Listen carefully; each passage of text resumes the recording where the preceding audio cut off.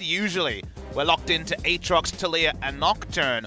How many of those picks are going to be banned by KT? Because you still feel really good about the Shen ban, but there's starting to be other stuff that you might want to consider banning away. Well, the Aatrox once again going to be banned, as we'll see whether KT just run it back. The Shen would be banned in this spot if they were going to repeat what happened in the past in game number 1 when the teams were on these sides. Tahm Kench was also the same ban for Griffin as Zoe. The respect going to come in from KT. See what Griffin opts into then at first pick. I imagine there's no way they get Nocturne Shen, even if they get one of them at first pick. So, see what they're going to work out here in terms of what they want to ban. Taliyah and Nocturne, the two big quote-unquote OPs, with the Swain flex pick also.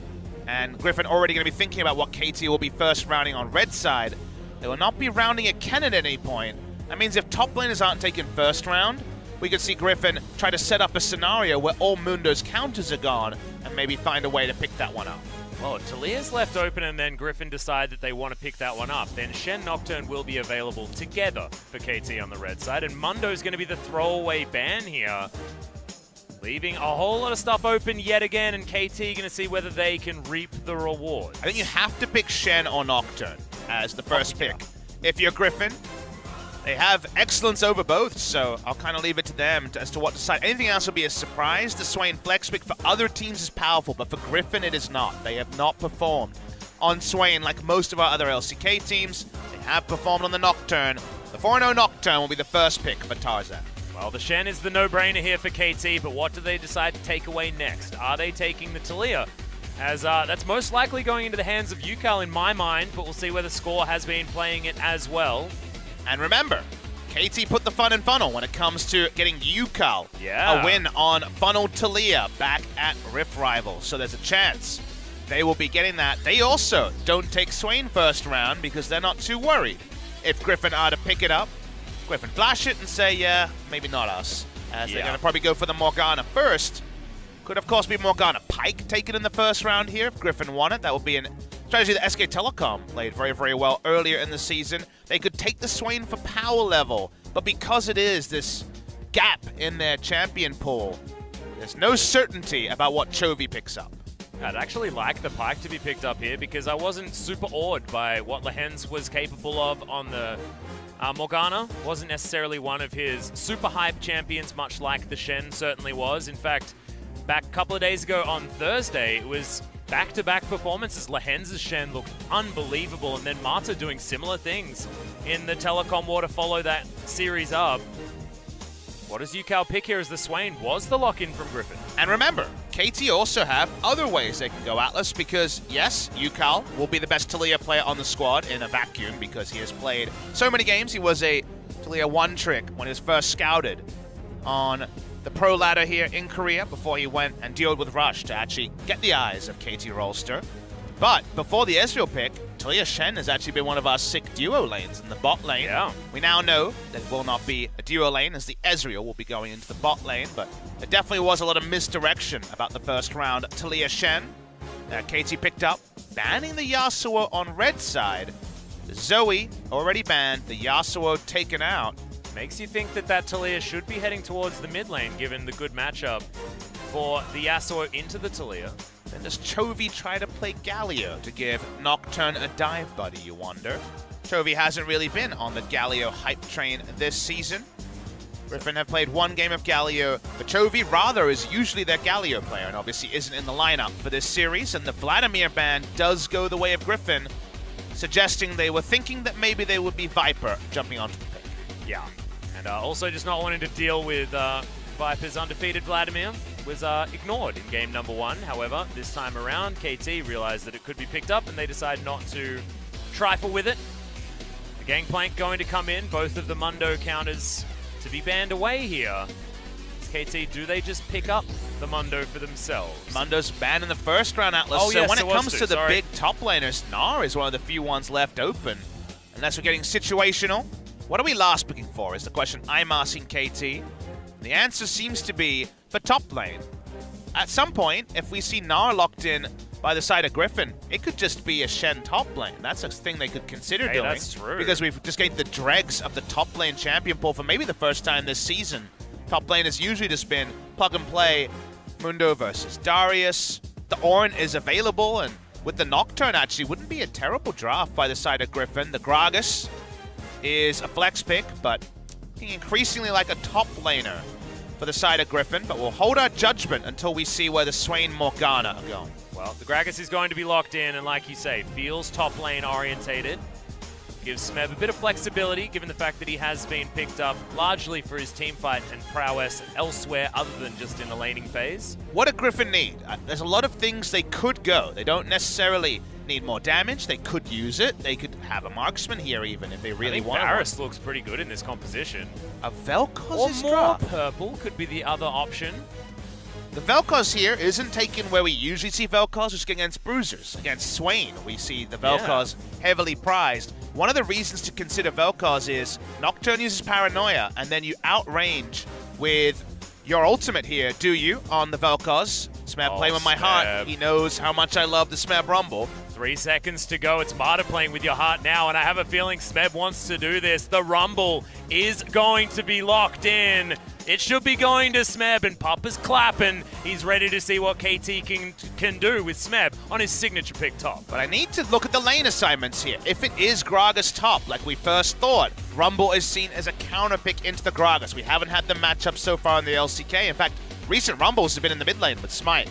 Has been a strategy that's been used, but this is very likely to be the roles here. Waiting to see if Vel'Koz is going to wave clear against Taliyah. Will have an advantage there after the Taliyah nurse, or whether he will be in the bot lane. The Vel'Koz can take advantage of the Paranoia vision shredding in order to just load up with the ultimate from out of sight range and pull off some powerful ults. But also, Rumble ultimate, he's going to have to disengage his ult because the Vel'Koz is very squishy. Griffin have definitely taken a bit of a shrewd risk here with the Vel'Koz. There's not a lot of backline threat at all from KT Rolster. No one's diving into the backline Gragas style. They do have long-range damage to try to push him away. Yeah, I think the only thing that they've got there is the equalizer to be thrown into the backline that could theoretically zone some people away from a fight. Could knock him over with Weaver's Wall. In a team fight, harder to find time to actually charge it, but it would knock the Vel'Koz aside. But yes, they're not really able to launch too much, and their champions aren't built for backline threat. Intriguing final game draft. Definitely another new page in this growing Griffin versus KT rivalry. Yeah, and there's some excitement for what KT can do flexibility-wise with where they put the Shen, where they put the equalizer. Lamb's Respite is going to come into that one as well, buying a lot of time to get the Stand United to actually complete with a lot of control available to them. Man, there are so many things yet to unpack as we move into Game 3. Griffin versus KT Rolster. Let's see who's going to take it all.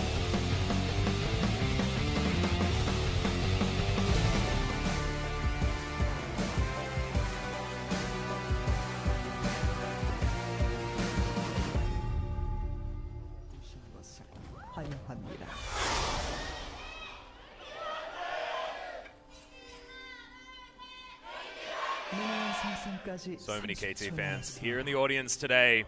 See whether they can send them their energy. They'll need to reverse this momentum. We've got so many power picks for all of these players on the side of KT. In fact, you'd say, looking down the line, I think it's just a Marta Alistair away from signature picks for everyone. All right, I take an even further step back and I say, where better could you be as a League of Legends fan than right here for Game 3 between Griffin and KT Rolster? A lot of legendary picks, you're already alluding to that.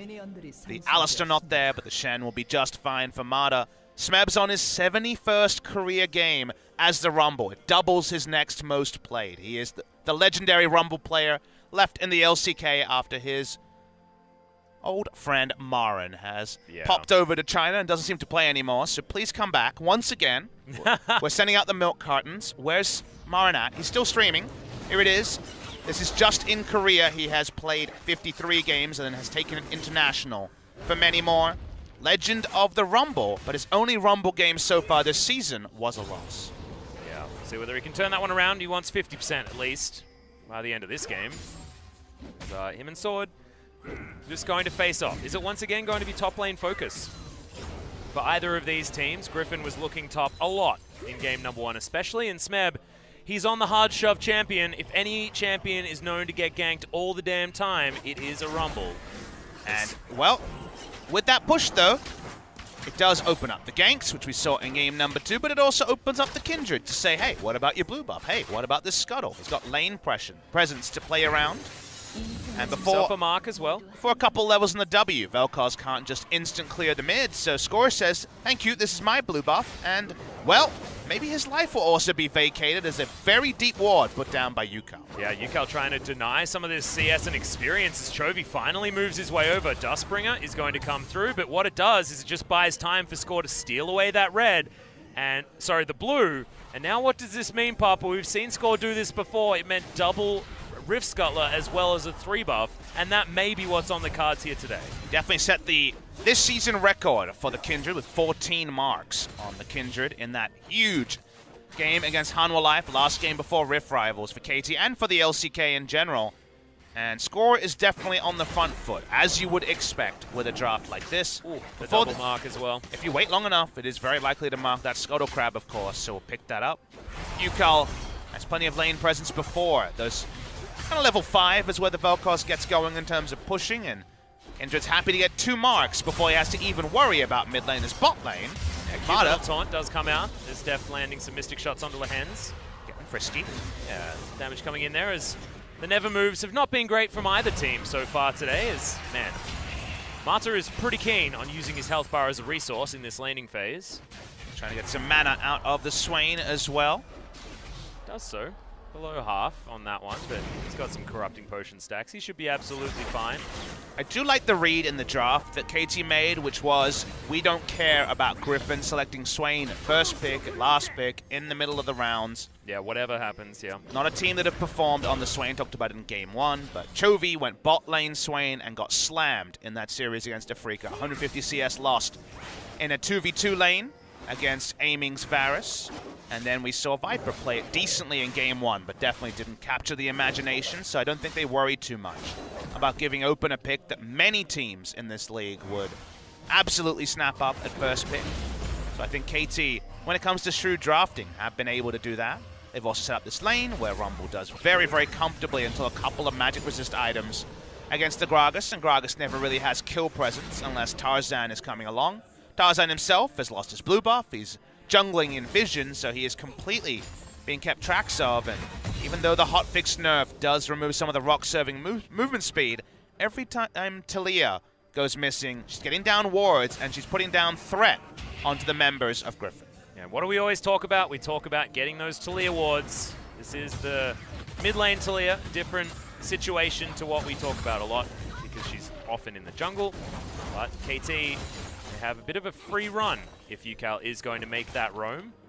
He's clearing out minion wave after minion wave. Score just waiting in the wings down here, knows that this is a place where they want to get that vision, so he's lying in wait, ready to try and knock someone down.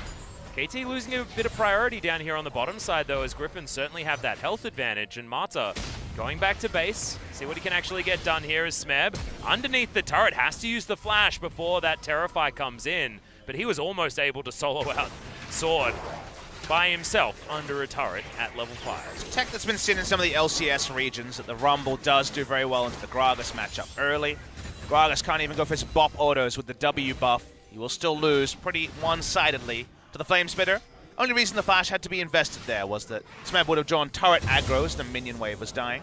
Yukal finds Tarzan. He's going to find him and also almost gets the boot back with the seismic shove. It's a massive level advantage as the equalizer is god tier from Smeb and will be able to get first blood. He wasn't even on the same screen. Hello, my name's Smeb. My pocket pick is Rumble. No surprise here. We know how good it is. Sword trying to make something, but there's 3. Yep, special delivery to the bottom side. That's a huge knock-up, but Sword is still going to die. And Smeb tanking up the turret will fall. So it's a 1-for-1, and Chovy wants to get even more. There is no mana on Yukal at all as Score dances out of the way, but can't dance far enough. Disintegration rate too good, and Griffin fight back. Very exciting top lane play. Nowhere for Smeb to go. He goes down because of his flash being used earlier. Where the kills lie will be the interesting takeaway. Tarzan had the worst feeling ever. This is the same feeling as you have when that zillion bomb on your head is going to kill you in a few seconds' time. You're slowly walking down the red carpet, not to the Oscars, but in fact to the death chamber. Nicely done by Smeb. But KT want more. They get greedy. And Yukal having a low mana bar means this is going to be just a full attempt here. when it comes to turret aggro, Score flashes out of it, Smeb gets it, and that means that Smeb goes down. Yeah, it was a little bit unfortunate because that was the very last second that Sword was even alive, that turret aggro was worn out, which meant that it was a slight amount of mechanical misplay that was what denied them the good dive. But the excitement of the Rumble being back in the meta is for Smeb being on the pick, because usually the only time we've seen Smeb draft the Rumble, it's been a losing matchup because there's a lot of them for the Rumble. He really struggles in the 1v1 laning. But the payoff is the equalizers, and Smeb is one of the best of all time and should be increasingly a treat to watch as the game goes on. Well, Score's up to 4 marks as well. You can see that due to the fact that the mark is now on the blue buff, which takes a few marks before that happens. 7 minutes. I know. It's about to tick over to 8 as now Flamespitter going to burn Sword down, and Score, he even wants to deny this red buff as well. He's going to get the control ward in, so Tarzan at least going to clear that one out, and he's not going to go too aggressive, as Mata still taking lots of damage down here on the bottom side, but Sword needs to come in to try and get anything done as the Weaver's Wall is going to deny. They really want to buff up Score, and the patience on this blue buff is going to be all right. It's taken from UCal, and that means the mark goes over to Score. 5th mark to Score now. We're getting to comical amounts of marks so early into the game, but I think the marks are the most visible thing we're seeing. What we should be taking away is KT playing these Kindred tempo drafts just as good as we saw from Afrika yesterday in their perfect game, where it's really all about drawing a huge advantage through lane pressure. That was the Smite Rumble game. It's still a Rumble game here, but it's a winning lane on the top side that has propelled Score to just say, every time I go near 2 members of the enemy, I know we'll win. If there's 1v1, I know I'll win. And that is the correct read. You got UCal who can pack up and join you first. It's really good aggressive play from KT. And the pre-match statistics showed in the early game, as we've known for the better part of 2 years, KT is the best. Griffin is slow, and Griffin has to kind of be slapped with some cold water, which in this case is KT Rolster. It still doesn't make you feel like this is over by any means, though, because we're moving towards Griffin territory. And yes, it looks like KT are on track to get their game working out, especially with the gigantic league that Smeb does have. But the beauty of this matchup is the fact that as the game moves forward, we move further and further into Griffin territory.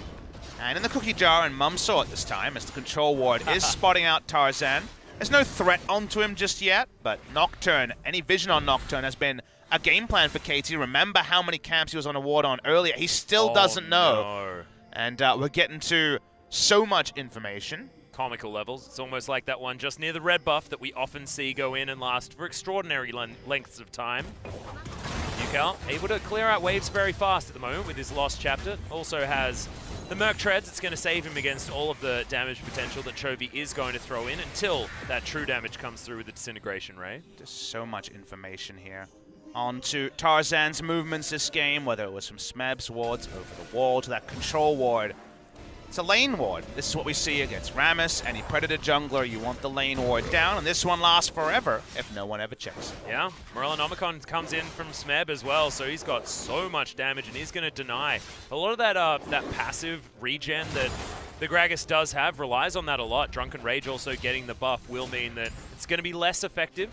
And the Liandry's nerf was a big nerf to Rumble in some ways, but the Morellonomicon change actually fits a new niche and still is uniquely viable on Rumble, because having access to on-hit Grievous Wounds was one of the things that Rumble never had. Yeah. She couldn't pick up Grievous Wounds because it didn't itemize into the old Morellonomicon. Obviously, too many stats that didn't fit him, including the CDR and the mana being a problem, yeah. And obviously, Executioner's Calling doesn't need explanation.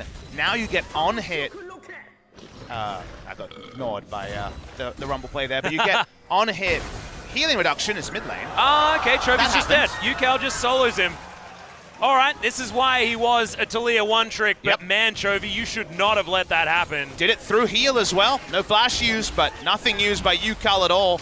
That's a symptom of a big problem here for the side of Griffin. Feeling like the beginning of the end, to be honest. That had a very ominous ring to it for Griffin fans. Tarzan is going to turn up, get himself a minion wave, but Shelly's going to go down. Top lane tower's going to go down. It's amazing that one play can be so important, but UCal missed one of your skills. Apparently, he missed nothing. He thread the needle on everything. I don't think he even missed a rock. Yeah. Well, I mean, that's the damage potential of this Taliyah. It's why she gets banned so much, but man, you're expected to miss some. And you hit on this in the champ select, but I'm actually having it wash over me a little bit. If this was game 5, you know, in the old OGN system with a blind pick, you put in maybe an Alistair for Mata. That's exactly what I said. Yeah. It's beautiful. It's stunning. I didn't fully internalize it, but I sit back and I'm like, yeah, okay, actually. Hang on a sec. This is actually signature picks for literally everyone. Maybe you have score on rec side. Maybe that's what you do. And that doesn't necessarily mean a drafting misfire. It just means that KT are going to be playing with even more gusto, even more confidence, even more knowledge of what their champions do. They should have perfect understanding of that in this game. Just finishing off the point on Rumble, Morellonomicon was 40% and below health. You can do healing reduction. Rumble now has an item that lets him do healing reduction at any moment. And he has so many ways to apply because he has so many different on-hits and damage over time abilities. So now he has a great use as Mata decides to give Griffin something back. Yeah, he just wants to demonstrate that he's the golden boy, and yes, Shen is one of his perfect picks as well. I've talked about League of Legends hard mode on this stream before. He doesn't even need his stasis. He was feeling so confident that he just grabbed his watch and threw it on the ground. He's like, I don't even need to know what time it is because I know that it's just time for Griffin to die. See, if he had walked up to an enemy champion and done it, it would have been right in line with the one-handed Jace game he's famous for. Oh, we don't like talking about that one. What about his Lee Sin game? Do we want to talk about that? No. In fact, let's not talk about 2016 at all when it comes to Mata. Yeah, probably a good idea. He did have some good times, but that was the year of Deft in China. Oh, Deft hit a Mystic shot on Mata. Haha, taking him down. It's Essence Flux, that's okay, but Mystic shot onto your teammates is not good news. Griffin has been... Griffin, and by Griffin, I'm actually zooming in on Tarzan, like the observers, has been just so controlled this game. Yeah. He's been on a leash. He's been on such a short leash that we've seen no relevance out of the Nocturne first pick at all. Masterful stuff from KT, just immaculate execution. And we're actually being serious this time around. The early game in Game 1 was also good, but this is feeling like another masterclass from Score to tell you how to play Kindred into basically anyone, especially farming junglers in the early game. He's just been abusive on this champion pick. True Shot Barrage just to clear out a minion wave as Score, remember, does have the ultimate available for any dives that are going to come in to save the KT players. You can see it's all about controlling minion waves and then moving into darkness to mean that Griffin have to play respectfully. Yukal, once again, just going to be able to destroy Chovy, and Shelly going to help destroy his turret as well. Much Chovy can do here if there's enough reinforcements from KT.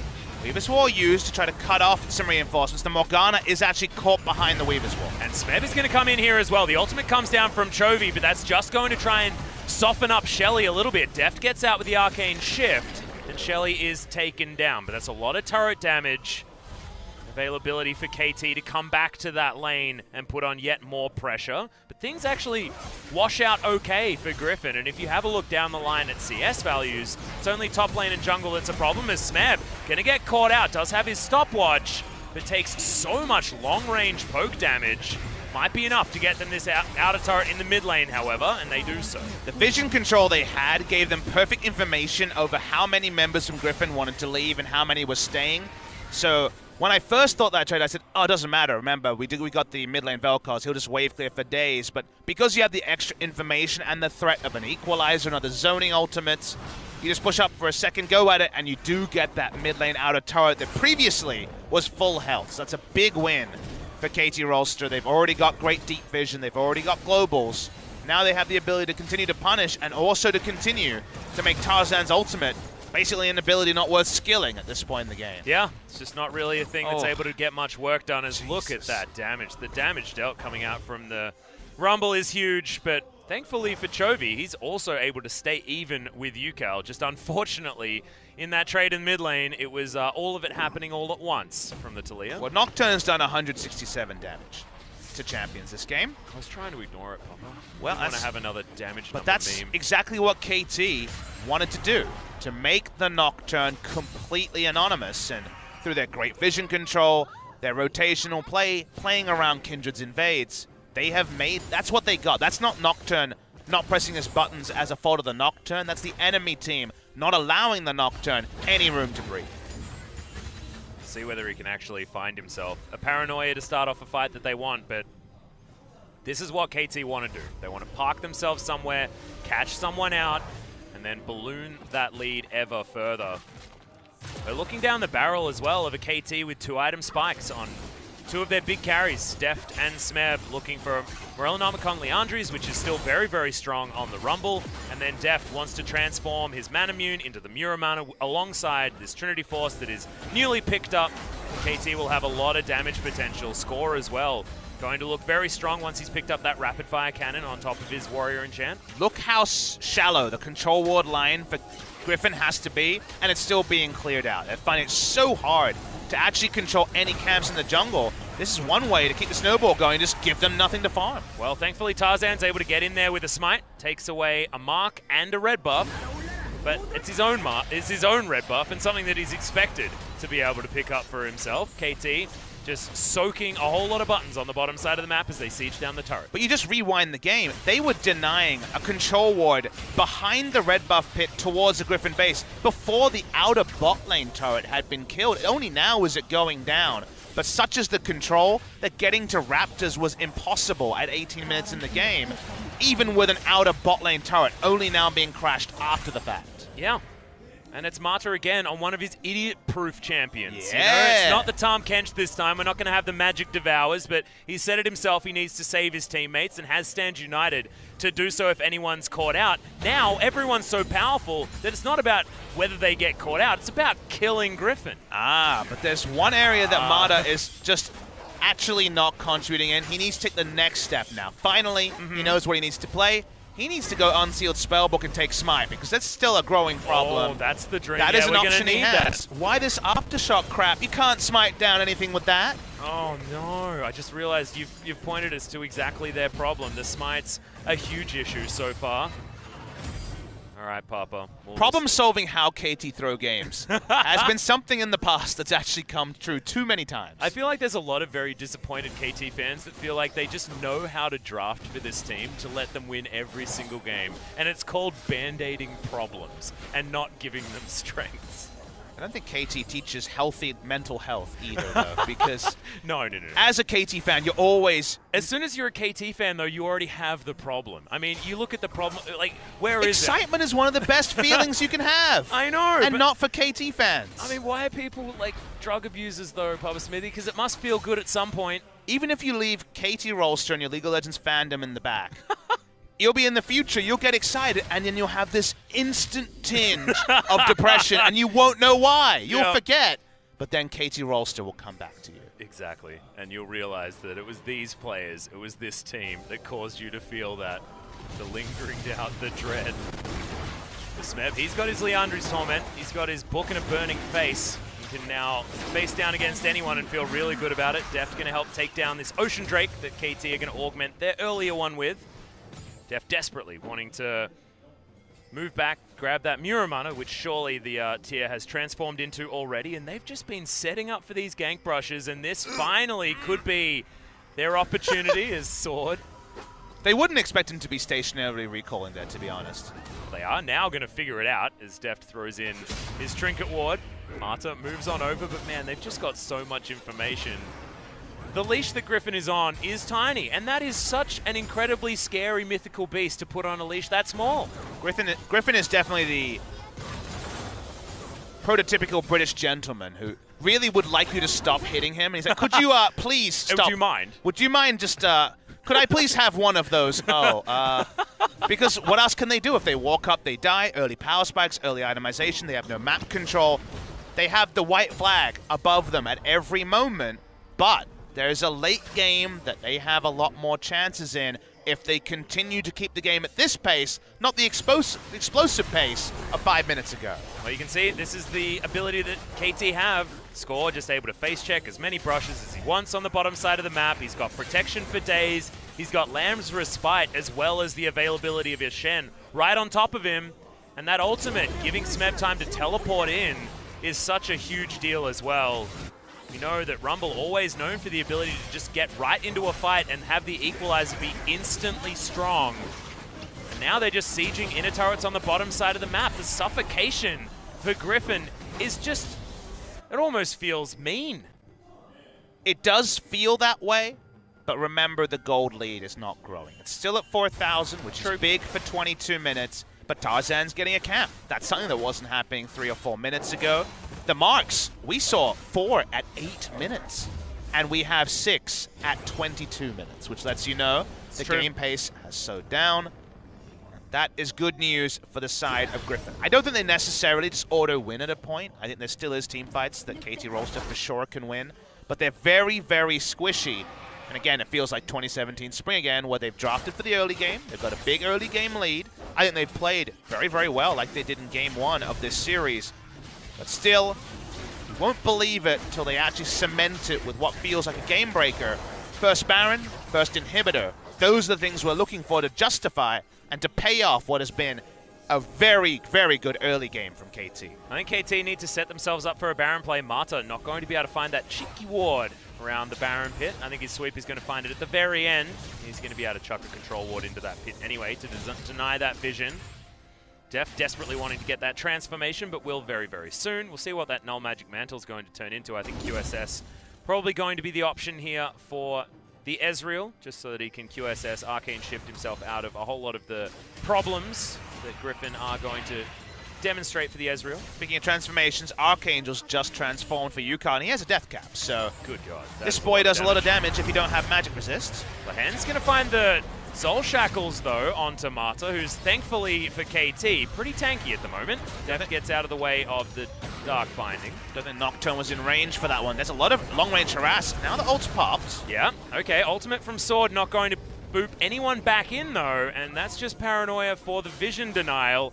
And Rumble, all the while, just burning down minions bottom side. So he popped Paranoia because Sword said he could get the explosive cask off. When that didn't pay off, there's no reason for Nocturne to dive into 4 people. So that's where they stop the baitas. Speaking of baits. Okay, Viper's going to go down very, very low. Demonic Ascension going to be popped, as well as that stopwatch. Never Move finds no one as Viper flashes his way out. No, he doesn't. Just wanders his way out. Yukao going to continue pushing things forward. There's a lot of attempts to be used here, and KT actually just used dashes to get over that wall as well. Trading places, though. The top laners have traded places. Sword doesn't have teleport, and KT have Baron control, so they're onto the Baron. Yep, Weaver's Wall going to be utilized here. Remember, 5 seconds is not the 8 seconds that it used to be, but look at this. They've got so much single target damage onto this buff as Sword. Tarzan's going to get in there, steals the Baron once again! Score needs to use the Lamb's Respite early as the True Shot Barrage does basically nothing. Yukao gets rid of the Nocturne, but he's already done everything that he wanted to do. The double knockback coming in from Sword is now Chovy is going ballistic on the backline. Deft trying to get all of the shots he needs, but Sword somehow survives. And it's a disaster once again. Score, where are the smites, buddy? You knew it had to be this way. We were problem solving how it would happen, and it does happen. Mata walks away. This is him accepting that, yes, I really should have taken Smite. I needed that. No unsealed spellbook, no problem. Oh God, KT. You just knew it had to be this way. They didn't have the Mountain Drakes this game. They have a lot of Baron damage. Tarzan says, I'm a young man. I'm going to take this. Score was boasting about his smites after stealing the Baron away from Blank in the telecom war. This is what we call just desserts on that particular one. The bad feels are now abound for KT, and this is why everyone comes away a bit scarred if they're a KT fan. Yep. Oh, Deft. Very close to getting that kill onto Sword. It was single-digit damage, but KT still, they have themselves a 1,000 gold lead. But there's a Baron buff ticking on Griffin, and it feels like it's going to keep ticking down as far as KT's advantage in this game is concerned. As we move later and later, Papa, does this mean that Griffin once again find themselves in a position where their team fight will be able to take down KT? Or do KT still have the tools that they want to win this game despite the blunder around the Baron that we were all expecting? I don't think we're there yet for Griffin, but I think there is a tipping point. But hey, we're YOLOing. Yep, Paranoia is going to fly forward as Tarzan basically just dies for it. That was odd. Misclick. Okay, Tarzan just wanted to eat honey fruit and wanted to do it from a low health total, I think, is how that one's supposed to work out. Nothing invested from KT in order to get out of the way of that one. This Drake, the first for Griffin, is going to go down. KT not going to bother trying to contest that one as they move minion waves away from their structures, trying to make sure this Baron isn't going to get as much as possible done. Outer turret on the bottom side of the map probably will go down, but Sword, he's got a target on his back, and KT are just running straight for him. He's going to get back home. Empowered recall certainly useful. That means he's not able to take down this outer turret on the bottom side. And Yukel just gets a whole bunch more farm to try and catch up to Chovy. It's not going to be a huge Baron buff power play, but it's going to be what Griffin needed. They didn't have the ability to actually say, no, we made the joke about being the British gentleman. That's different now. They get the Baron, they're able to control their own agency in a game that KT were running in every single way. KT was making every decision until a point, and that point is Baron being claimed by Griffin. The fallback happens. The items that may never have been completed are put together by Griffin. The lifeline that they never should have gotten is now active, and KT need to be scrutinized because if they make another mistake, the game can just straight up end. Yeah. Still got some more items that they do want to pick up. Void Staff just completed for Yukel, wants to be done for Smeb as well. Top side has that broken stopwatch, but Azonya's would be something that he'd very much enjoy as well. Looking at the side of Def, does get that transformation, and it was a Hex Drinker that he went for with that Null Magic Mantle. See where he is going to go next, whether he forgoes completing anything that he has in his inventory and just goes for that Blade of the Ruin King that we see so often from the Ezreals. I think Tarzan needs a Guardian Angel to be relevant this game. He has basically a one-way trip to the Death Chamber with a bit of burst damage onto someone in his current build. But he does have dive buddies, and if Gragas and Swain do the heavy lifting, perhaps the Paranoia and just a bit of burst damage will be enough.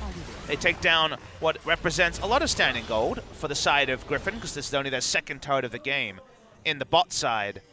I feel like one more item. If I see a Guardian Angel and also, say, a Miranomicon onto the Swain, 3 items is when I think they're going to be in a much better spot. KT are already on 3 items on everyone. They are still in the driver's seat in many ways, but because they can't actually break the base, it's very difficult to push through Vel'Koz's wave clear unless they pull off a 4-1, but Rumble doesn't actually win trades super hard against Gragas this late in the game, can't kill the Gragas. Because they can't actually put in that mortal blow, which we represented as Baron or actually breaking the base, breaking an inhibitor, it seems very likely that Griffin will get those items as we do get the confirmation. It was about a 900 gold Baron buff power play. Yeah, and KT, since that Baron has worn off, have actually been able to extend the lead that did shrink back to about 1,000 after that Baron was taken. KT certainly still in control as far as these camps, and you can see that because they're pushing so much further forward. But Griffin probably pretty happy just to play it slow. This is what this team is good at, what they were known for as they made their way into the LCK. It's looked like faster play from them in recent games, but they've had a lot of momentum and they've looked good. This is their territory. Can they actually make it work out here against KT? KT have given them the traditional Baron that they like to give a lot of teams. But remember, that didn't work in game number 1. Whether it'll work here in game number 3. Griffin have definitely gotten better in the early game than they were in Challenger.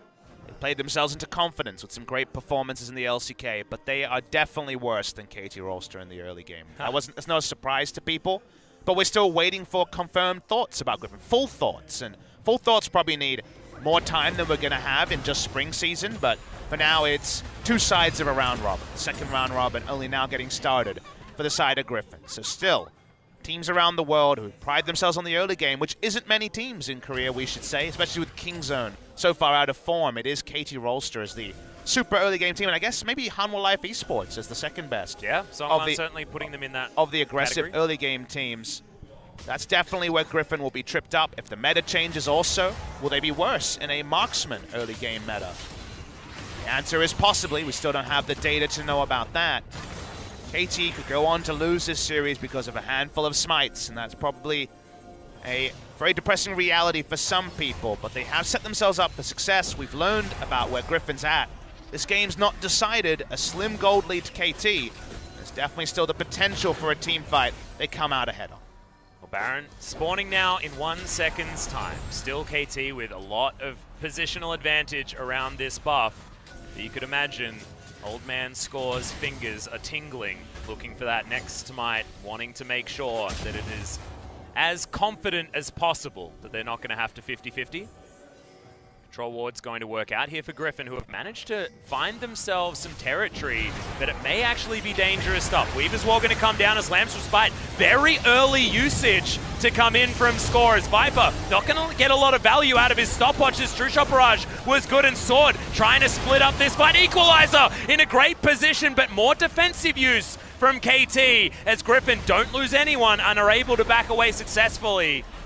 How many true backs can happen here with Baron on the rift? Swain takes one, has teleport, will teleport straight back in. Shen gets a free back, he has Stand United. Still trying to fully understand what to make of all of this. A lot of cooldowns. Oh god, Lehen's having to flash.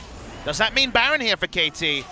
Back to the scene of the crime, they clear out the ward, they're not on it just yet. They will return to it though, you'd have to imagine. Yep, Mata still has that Stand United available and was gifted a free waddle back towards his team. Smeb comes in, Sword taking some actual considerable damage here on the Gragas. Wants to be able to regen that health bar. Drunken Rage you saw just there. Working out very nicely as KT, they're back on the Baron once again. How is this one going to work out though? Paranoia still on cooldown. Sword in the backline. Tarzan trying to get into the pit as the Baron is low. It's once again going to be a 50-50, but this time Score gets it. Immediately he's going to fall down as Griffin are going to suffer at the hands of KT, but Chovy getting a couple on the back end of it. Good God, if that hadn't have been the smite going for Score, that could have been all over. KT get the Baron. This time Mata is on position to try to peel. Doesn't even do the full job. Like you say, it was a 50-50, but 50-50 goes the way of KT. They get the objective they set up around. They don't lose too many members for it. It's a 3-for-3. Oh man. We need to make sure that all the KT fans are on watch today because the heart attacks would certainly be coming out. Let's have a look at this fight once again, and it was definitely a 50-50. Score almost had to smite for health at that stage. He was at 150 health, knows his job, sticks around for his job, and Score does get the smite. So definitely no criticism to him in this particular arena. You look at his team and you realize, compared to other teams that pull off cleaner smites, he doesn't really have a lot of help. There's only Mata when it comes to peel. Get the full zoom onto Score. He was able to pick it up at 7 marks as well, so gets that extra range onto his abilities and auto attacks. They get the Baron. KT Rolster will hope they don't have to deal with another 50-50 smite to close out the game. They are going to be able to use their first Baron of this game to try and shove forward as well. Massive shout out to Chovy in both of the fights that we've seen erupt around the Barons. The positioning and the timing of the spells for this Vel'Koz have been very good despite his solo death in the mid lane. Yukal now shoving on top side. He will be able to easily grab this inner turret. Terrain and Nocturne is definitely, as we both alluded to, set up the Vel'Koz for some big ults in team fights. No backline threat from KT outside the long-range damage, as we discussed. Yep. KT pushing out. They got the Baron. Would love to get an inhibitor turret, but they might lose their shit. Oh, there's the boot back. Beautiful stuff onto Mata. Yeah. The Equalizer also invested in this, as Smeb will need to wait for that cooldown. That could buy a lot of time here for Griffin as Score dancing away from the Gragas. Doesn't have the ultimate, but does still pose a lot of threat. It's a 4v4. I think if Tarzan comes back, he can, of course, ult very quickly.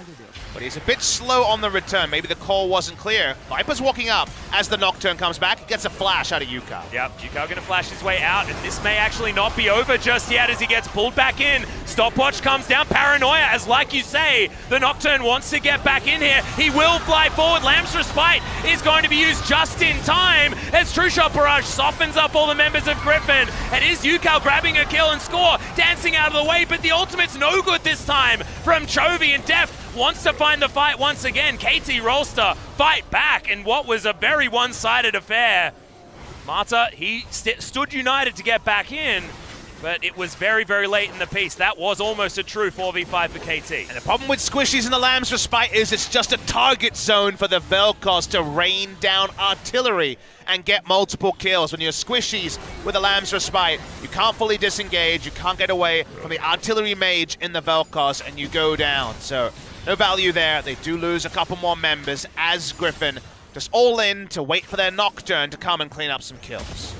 Yeah, and man, Deft, he's got 3 magic resist items now. If you include the boots, more of Malmortius was completed like we were talking about, and now that QSS is in there. So he's feeling pretty comfortable against the 2 AP damage threats. So I guess 3 coming down from Griffin. It's just Tarzan that's going to offer him any troubles.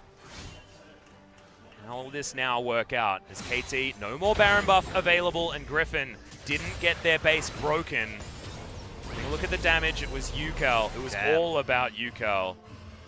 Was a very extended fight. May even have been longer than the 30 seconds that were tracked in that particular overlay.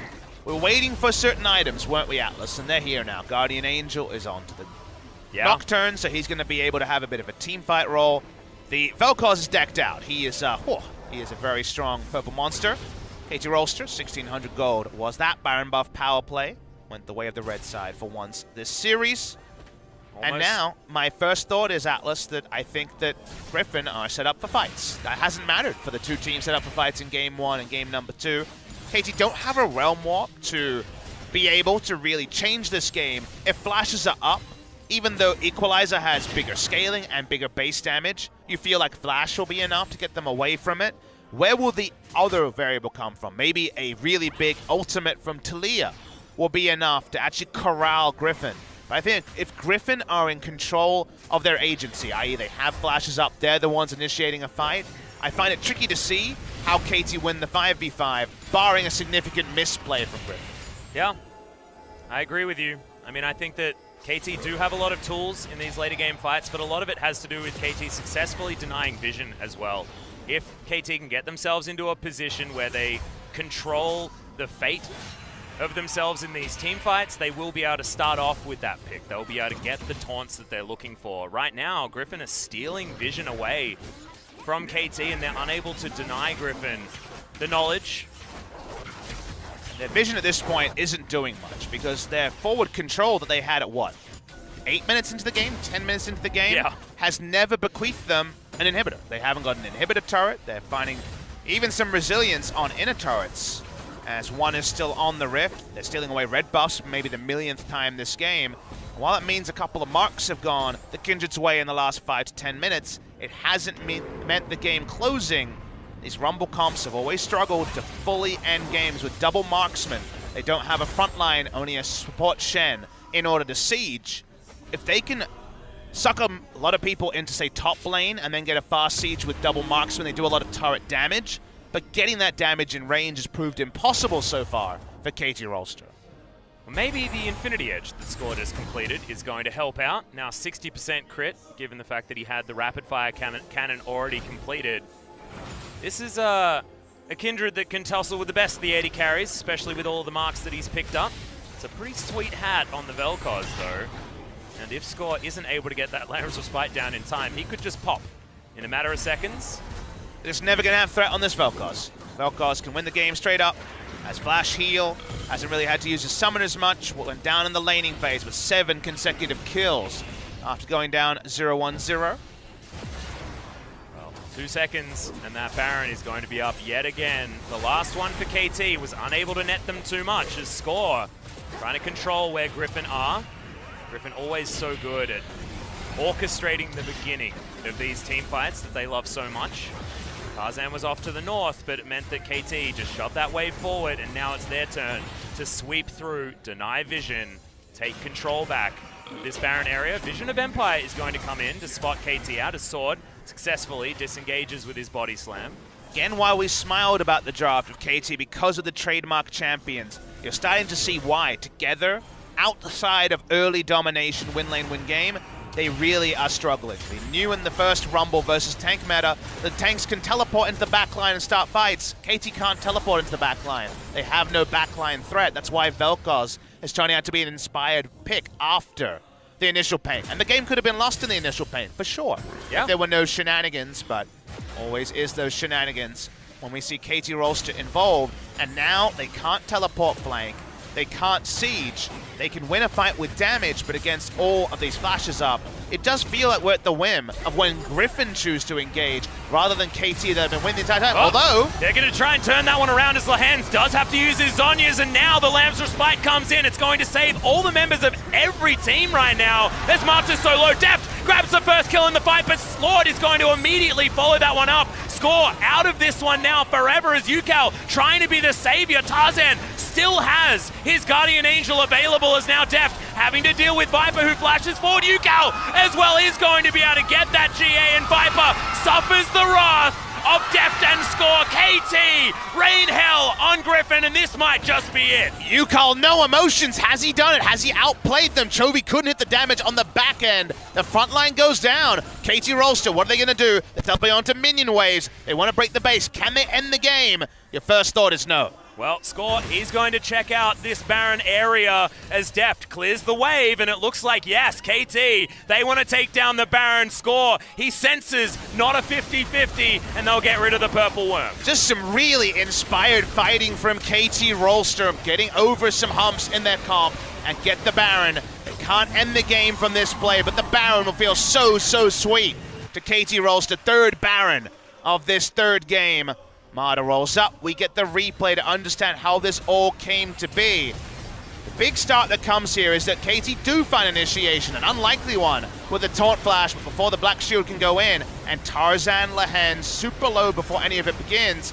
No Morgana utility, no value out of Viper, and you gotta say, Viper's Swain here, the Swain that KT were happy to give up, doesn't get any value. If he never engages in this fight, it ends up being even. Instead, he greedily flashes in for damage, miscalculates, and this Swain really has not worked out for the side of Griffin once again. And KT, they're going to be able to grab both of the buffs as well. The Elder Drake goes down, and I can understand the miscalculation. Look at how much damn magic resist this Ezreal has. He got more Malmortius as well as his Mercurial Scimitar. It's just really difficult for these magic damage dealers to kill the squishy Ezreal. True damage on the Vel'Koz might be able to do it. Right now, there's not enough threat from Tarzan to do it. I take your point, but he can see the items. That, of course, is revealed to the enemy team. So Viper needs to be able to know exactly how much damage he will do at every item timing. The Swain is a recent pick for him, and while he's been able to play stuff as crazy as Kled mid earlier this series, Griffin as a whole do not deserve a Swain ban sent to them, and if you have higher profile picks for your team, you don't need to steal the Swain away. This would be 1-3 scoreline with Swain on the side of Griffin. And Yukal, he's got so many items. Deft as well, already chock-a-full. This is late game.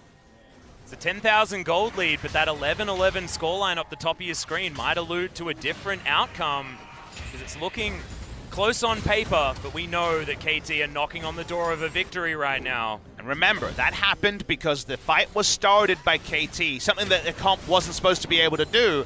Marta just invents it out of nowhere. He pulls an initiation out of nowhere with a taunt flash onto a support Morgana that actually allows them to rein in the damage they've always had, but couldn't actually field.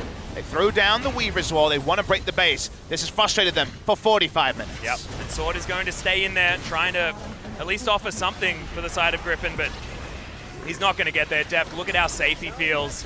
Hit by the damage that Chovy throws in, actually looking pretty relevant here, but finally the base is broken. Inhibitor taken down.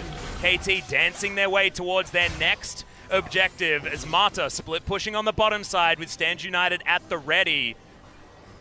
We got the timers on the top side. Below that KT1, you see 43 seconds of Baron, 20 seconds of Elder. Griffin would do smart to disengage till those buffs are down, but look at how much they'll lose trying to wait for a better time. Yeah, these towers are just melting at the hands of KT. Marta even putting pressure enough to bring two people down towards the bottom side of the map as Griffin really want to hang on to at least part of their base. Yukal turns up, but that is two inhibitors. Successful Baron here on the third time of asking for KT. It's gotten better and better. They lose the first one, they don't break the base with the second, but the third one, two inhibitors. Can't ask for too much more when a game is as close as this one, or has felt at least as close as this one. 5 seconds left onto this Baron. Score has such immense range whenever his rapid fire cannon is up. It's over 750 that he's able to walk up and auto and get in. Little chip damage onto this inhibitor turret in the bot lane. Still, Griffin will feel there's a team fight they can win. They cannot afford to give up 3 inhibitors, though, and another Weaver's Wall is thrown out. Yep, used on cooldown, and that is going to be the end of that turret. Lehens desperately wants to hold on to his flash and does so as he stays over the wall, but that's damage done. KT, all they wanted to do was break that last remaining inhibitor turret, and Griffin now have to deal with the super minions that are streaming forward. Chovy does a lot of damage to deal with them at this point because they weren't able to stack magic resist like a lot of the members of KT. Flashes up on everyone, including the Gragas, of course. I think you have to make it engage at some point, Griffin. You need a last stand. Will they even make it? Yeah, and is it going to be a last stand around Nexus turrets? Looks like it will be. At least they have a couple more in close proximity to deal with, but it looks like KT will now just back themselves away. They've utilized their buffs to great effect, destroyed the base, and that is one hell of a Baron buff power play this time around. You don't often see Baron buff power plays that big at 47 minutes in a game where the team was winning since about minute 5. But 40 minutes later, they needed that third Baron in order to actually engineer a very long way to take down these inhibitors, which has been something they have been striving to do for so long. Chovy is 8-1-2, legendary, after going 0-1 on this Vel'Koz, and it may not matter. Can they actually force the fight here, Griffin, now that KT can go back, be freshly shopped, 90,000 gold claimed by KT Rolster, bring in 3 waves of super minions, and then just make it an entire zoo with a couple of extra people attending the zoo for the team of Griffin to have to respect, otherwise the game will just end. Yeah, and you've got UCAL and Deft now without shoes as well, as there's only 3 pairs on the side of KT. Banshee's Veil picked up from UCAL as well as his Spell Slinger, and there's a GA on the back of Deft. He's about as safe as you can be as an Ezreal, despite having slightly lower movement speed, but thankfully, with the Cloud Drake, might be helping him out there, as now we've just got 3 waves of super creeps to be ushered towards these Nexus turrets, and we need a miracle from Griffin. They need to try and hold on here. They can't let any of these go down because the chip damage is going to be such a problem. They've got the wave clear. KT still trying to shove these waves in. Pressure not quite amounting to enough just yet, as we'll see whether they pull the trigger on and engage themselves. Is there one super play left in this third game of what has been a great 3-hour series? Weaver's Wall thrown down, Viper separated. Yeah, got Threaded Volley working out his sword. He's going to dive in, but it's a great Zhonya's from Smeb to keep him alive. Paranoia to come through as well, but Griffin are suffering. The first turret is going to go down, the second one under fire. The Equalizer is incredible on the backline to get them away from this Nexus that KT have in their sights. That's going to be that. It's a 2-1 this time, but still a KT victory, and Mata so excited. Him and Deft playing that one beautifully at the end, but geez, it was close. And the cold hard fact, Atlas, is that KT Rolster have proved to be the kryptonite of Griffin. Over 5 games, they have been the better team for the great majority of the playtime. They are not 4-0. There's not without mistakes, but their general playstyle of aggression was successful. They have hit the 3rd loss onto Griffin for the season. If we see a best of 5 between these two teams, we know it'll be a fiery one, but KT Rolster should come in favorites because their aggressive early game is something that seems to really pull at the natural tendencies of Griffin. Yeah, the only team with 100% win rate against Griffin, and they will until we get to the playoffs as well. KT Rolster, they're one of the teams that, you know, they can lose to anyone, they can win against anyone, but it looks like they have Griffin's number at this point in time. But man, what a beautiful series. To go back and have a look at all of the trials and tribulations from both of the teams. There were a whole lot of times where I had no idea who was even in the driver's seat of each respective game. And to me, the sad thing is that we have a lot of asterisks. There were a lot of Baron steals in this game, and part of that was you should have been able to peel for the Baron better, and part of that was just dumb luck and just unfortunate situations that came up. And the problem with that is, let's remove the random factors from this series. KT wins it really easily if all those Barons go the way of KT. If even 1 or 2 less Barons go the way of Griffin, KT win it really easily, and that is the bigger takeaway than the eventual 3 hours. There was some Fiesta around it, but the Fiesta only suited Griffin. Felt like KT Rolster were comfortably the better team than Griffin over 3 matches. They deserved to win. Takeaways here, great game on the Vel'Koz, but by the end, really, KT able to just about get over the line in what was a fun series. It was a brilliant series. The thing I love about it as well is it comes back to the draft. It's once again the punishment of that necessary first pick Nocturne that first was orchestrated by Griffin and then orchestrated by KT, and both punished differently. And if I'm CV Max, the coach of Griffin, at least I have one clear takeaway. Get in there, practice the Swain, get better at the Swain. The nerf to Swain is not going to be enough to push him out of the meta. They don't have a convincing Swain player on the team. They need to. Yeah, they're going to need to, and see whether that does actually come forward. Of course, the Swain bans could come in. They could just roll the dice with some other picks because, like you were mentioning, certainly underwhelming, but still, there's not a whole lot that you need to criticize Griffin for because it was still a beautiful series of League of Legends. Could have gone either way. Game 2 was really nicely played by them as well. We're going to have a look at the MVP for this game. It will be Deft that grabs it on the Ezreal, 3-0 and 6. Only his second MVP that he's picked up. He's had a few games that have looked very, very good. I loved his Varus in game number 1. But finally, Deft gets some more recognition here for the team. It was very tricky to actually choose an MVP from this game from KT. They all had a bit of a day out in the early game, but by the end, it's hard to separate who to actually call the MVP. We're already at level 18 as the clips start to roll, which lets you know the kind of game this was between KT and Griffin. Deft was on a maneuverable champion who was able to put out consistent damage in many fights. I picked Famada because to me this was the game breaker, actually finding an engage against Griffin's comp with KT's. Good luck, I say, and he was able to do so. What ended up being a big moment for KT that really blew open the game. Sword so many times, desperate for an engage, but he was always finding multiple members turning on him and multiple flashes available because Griffin had no way to force those. Yeah, and this was that moment that you were talking about, the fact that Viper flashes forward with not enough damage to actually take down Deft or score, and in the back line it was Deft that was able to destroy them, so nicely done. It's going to be Deft able to sit down with the MVP interview for the second time only this season, as we are going to throw it to Joel for the translation. Thank you very much, guys. This is Joel with your interview translations for today. And I can't really just compromise for the fact that KT Rolster, they're not the best team in LCK, but they're good at beating previously the best team in LCK and beating Griffin once again in this series. And we're going to talk to their MVPs, with UCal also Deft. We always see you, UCal, giving the high five towards Deft, not score as soon as you win games. I think I'm more comfortable giving high fives to Deft.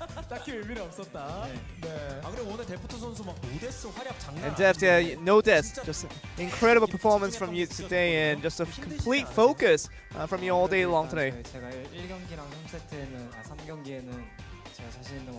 I think for game 1 and game 3, I got the picks that I was very confident with, so that's the reason I was able to do well today. And of course, it felt like UCal was feeling that the Talia should have gotten the MVP on the last one. You know, if I got the MVP in game 3, I would have been in first place, but because of Deft, I'm getting held back. I think it's my second time now. But you know, you can probably start sharing some. And the one that did better did get the MVPs today, and we're gonna have a talk with obviously KT Rolster, how they beat out Griffin once again. With UCal and Chovy was the matchup today, and once again, very interesting matchup for a lot of fans who have been watching just from the screen. And depending on, it doesn't matter, you know, which mid laner I face up against, I have no reason to lose against, and I have all the confidence in the world to win every time. And you were very much the important one to clinch the win was around the Baron pit, just really decisive to go for the Baron right away. And what was who made the decision here? I was looking at two members going for the Elder Drake, so also for us to just go right away. And how did it go right after this? Oh, this is the one we didn't get stolen, but And of course, you did take many Barons. A few of them you did get stolen, but a few of them you guys did get. But it felt like the Rise Ultimate being utilized very well today, and of course, leading on to the team fights that were in your favor. Just seemed as if during the preparation, you guys did the strategizing very much for this. Yeah, we got definitely hit by the Rise Ultimate on the other side from different opponents in the past. So we tried to use the same strategy against our opponents. And you do say that the coaching staff maybe a different outlook as to how you guys are now running the meta. I mean, for our coaching staff, they're very good at just keeping us in line with our mentality, so it keeps our positivity in line to help us win the games. And with the rune selections being very unique, along with the item selection, that is something that's different to KT in recent games. Maybe you want to introduce a little bit about that. I knew that basically the opponents' champions were pretty short range, so putting the comment on the Varus was the right thing to go on that one. Putting the emphasis on poking, as we can see from KT Rolster. But Nocturne and Talia now is seemingly the good duo to go with. Do you feel the pressure of going with that duo composition? I mean, there is a different positives to different duos out there, so I'm just not really worried about anything, just trying to go with whatever I can. We do have the different sections of the interview today, because really about UCal, Deft, and about the Baron as well. So this is another important point to keep our eyes upon. So, and this was a very dangerous situation. Mata just went for the initiate right away. What was the kind of thought process right on this one? They were pretty separated with all the members, so if we just strike early, we could pick off some members early, and that was going to be our really chance to go forward for the win here. And we knew that we were very concentrated and focused on getting each of one of our skill shots, so very focused to get the win here. You really were looking for that one shot, for that one victory. And how was that altogether? Of course, after winning it all. I mean, I basically, with Viper, came in right away, just kind of unexpectedly. So I knew I wasn't going to die right with that one shot, but I still tried to stay alive for the time being. And we thought that definitely the focus of Deft is definitely on another level for today's matches, and we definitely felt that all the way through. It really was, I'm sure, heart-shaking in the terms of how the game went back and forth between you guys.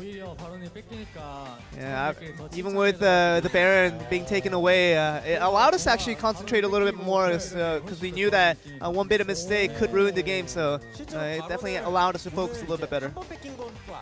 It definitely wasn't once that you guys had score getting stolen of the Baron, had it multiple times. Maybe what was the communication after that happened? We told him that it was okay, and we did have multiple win conditions still left remaining, so we definitely kept him reminded of that. And just putting the hopes onto score and the rest of KT Rolster between the teammates was maybe the biggest thing. I mean, even if we did get the Baron stolen away, we were at such an advantage that we didn't have to worry too much about it. And maybe you guys do believe that you guys were ahead most of that game. And the composition that we brought up had a longer range of skill shots, so it allowed us to just poke from behind and never really in a situation to get caught up like that. And really just emphasizing the ranged ADC prospects from Deft here. And with KT, we just don't know what to expect from these guys, as always, and sometimes they just really lose the kind of games that they should win, and they win the games sometimes that they should lose. So now that you guys did collect the win, and maybe you want to just kind of headhunting for the top teams out there. We were trying to make sure that we get all the wins against Griffin, so hopefully, you know, we're going to try to do better against other teams as well. And Deft, I'm sure you do hear from UCal putting a lot of confidence into it, but with the fans, would you like to say something as well? I know that right before the game, just for the first time in my career, I just made sure to work with different champions, and I was working with different champions today right before the game started, so I'm trying to become a diverse person and diverse player where I can play a variety of different picks to maybe entertain and also to win games as well. And that is going to be concluding the interview shortly, but I know that UCal's father has been coming out to watch, and would you like to say something to him maybe as well? I know, you know, I think if Score wins the LCK, maybe that will mean something, but maybe I want to just really go forward and put a lot of effort online as well. And still very much a good win for KT Rolster. See if they can keep it up for the next games, but for the meantime, sending it back to you guys. Thank you very much, Joel. My goodness, what an extended series we had on our hands, but we wouldn't want it any other way. There we go, game one went the way of KT Rolster. Griffin fought back in game two, but 50 minutes later in game three was the KT 2-1 victory. And when it comes to standings, that is where the implication will really be felt, because now Griffin are at 8-3. We already remember that they had someone at 8-3 before. That was Gen G, ahead of Gen G on game score. But apart from that, 9-3 for Griffin. So one match ahead, sorry, my apologies, of Gen G. But Gen G are going to feel pretty good. They might be able to get to 9-3 on their next fixture. KT now at 8-4.